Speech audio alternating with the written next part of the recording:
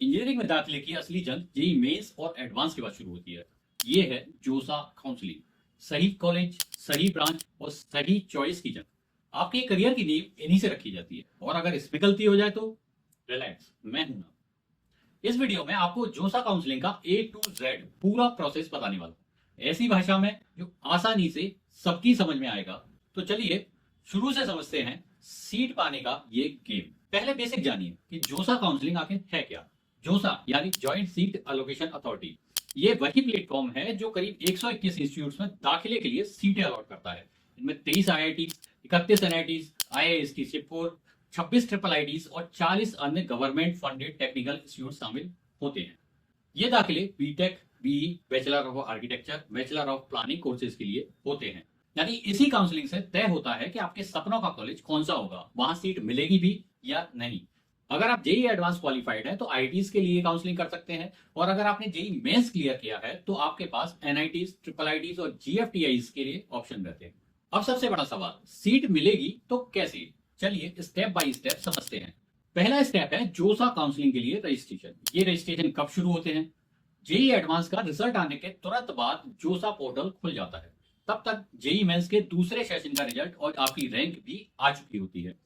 ऐसा इसलिए होता है क्योंकि आईआईटीज में एडमिशन जेई एडवांस की रैंक के आधार पर होते हैं, और एनआईटी, ट्रिपल आईटी और अन्य जीएफटीआईज में जेई मेंस की रैंक के आधार पर सीटें अलॉट होती है। रजिस्ट्रेशन कहां कराना है? जोसा की ऑफिशियल वेबसाइट पर, यानी josa.nic.in पर। रजिस्ट्रेशन कैसे कराएं?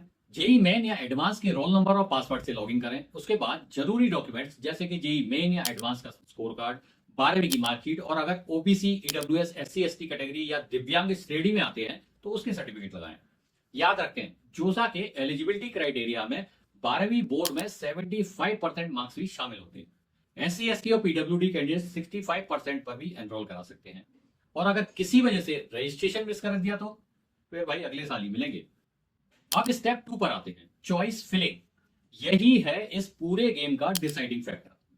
वैसे ये एक बहुत ही वाइड सब्जेक्ट है, या गलती मतलब जिंदगी भर के लिए पछताना। तो इसके लिए एक अलग से डिटेल वीडियो बनाया है, उसे जरूर देख लेना। वैसे शॉर्ट में यहाँ टिप्स दिए देते हैं। सबसे बड़ा सवाल स्टूडेंट्स के मन में ये होता है कि वो कैसे तय करें कि आपके लिए सही कॉलेज, सही ब्रांच कौन सी है। इसकी पहली टिप ये है कि ये मत सोचना कि मुझे आईआईटी चाहिए, एनआईटी चाहिए, ट्रिपल आईटी चाहिए। ये सोचो कि कौन सा कॉलेज चाहिए, कौन सी ब्रांच चाहिए। दूसरी टिप ये कि कट ऑफ का एनालिसिस कर लो, पिछले साल के ट्रेंड्स देख लो और तय करो कि जिस ब्रांच और कॉलेज में दाखिला लेना चाहते हैं उसकी कट ऑफ कितनी थी। इससे थोड़ा बहुत अंदाजा आपको लग जाएगा। पिछले साल की ओपनिंग और क्लोजिंग रैंक आपको जोसा की वेबसाइट पर मिल जाएगी। तीसरी टिप ये कि प्लेसमेंट से ज्यादा अपना इंटरेस्ट देखो। ये सोचो कि जो जोश में गलत ब्रांच ले ली तो अगले 4 साल एक बुरा सपना भी बन सकता है। और चौथी टिप उन स्टूडेंट्स के लिए जिनकी रैंक लो है, उन्हें ऐसे कॉलेज लिस्ट करने चाहिए जहां उनके लिए सीट मिलने के चांस ज्यादा हो, मतलब जिनकी कट ऑफ कम रहती हो। अब तीसरा स्टेप है मॉक अलॉटमेंट। भाई नाम सुन के ये मत समझ लेना कि ये बस टाइम पास है। ये आपके असली सीट अलॉटमेंट का थ्रिलर होता है। अगर यहां गलती कर दी तो फाइनल राउंड में पछताना पड़ सकता है। इसलिए इस स्टेप में अपनी चॉइस फिलिंग को अच्छे से ऑप्टिमाइज कर लें।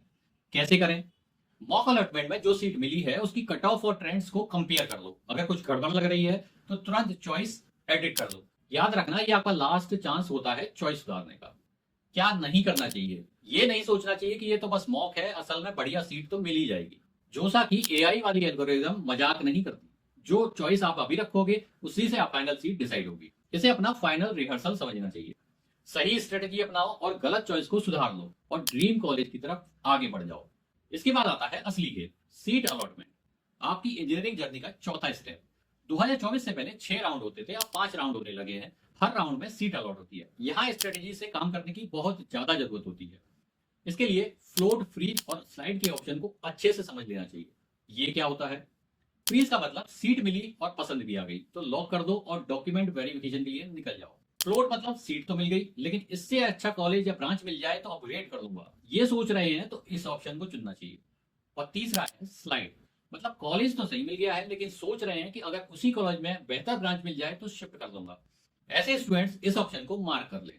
और अगर उस राउंड में सीट ही नहीं मिली तो क्या? अगले राउंड का वेट करो और फिर से यही प्रोसेस दोहराओ। अगर रैंक बहुत अच्छी नहीं है तो फ्लोट से खेलना चाहिए और अपग्रेड का मौका मिलता है।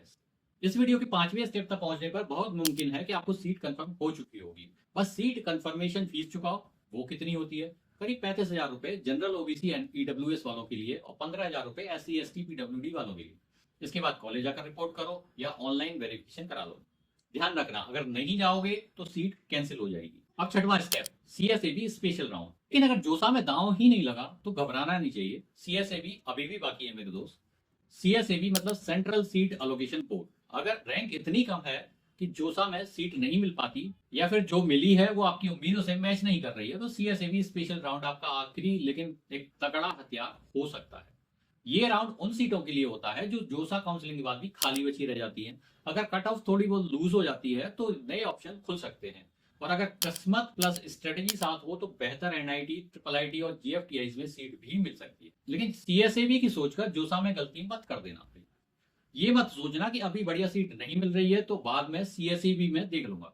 ध्यान रखना, CSAB सिर्फ NIT, IIITs और कुछ अन्य संस्थानों के लिए ही होता है, IITs के लिए नहीं होता है। और कभी कभी CSAB में सीटें उम्मीद से कम होती हैं, इसलिए बैकअप प्लान जरूरी होता है। तो दोस्तों, काउंसलिंग सही से हो तभी सही करियर बनता है। वीडियो पसंद आया हो तो लाइक करें, शेयर करें और चैनल को सब्सक्राइब करना ना भूलें। और इस वीडियो को दूसरे स्टूडेंट्स तक भी पहुंचाओ ताकि कोई गलती से गलत डिसीजन ना ले ले। Thank you.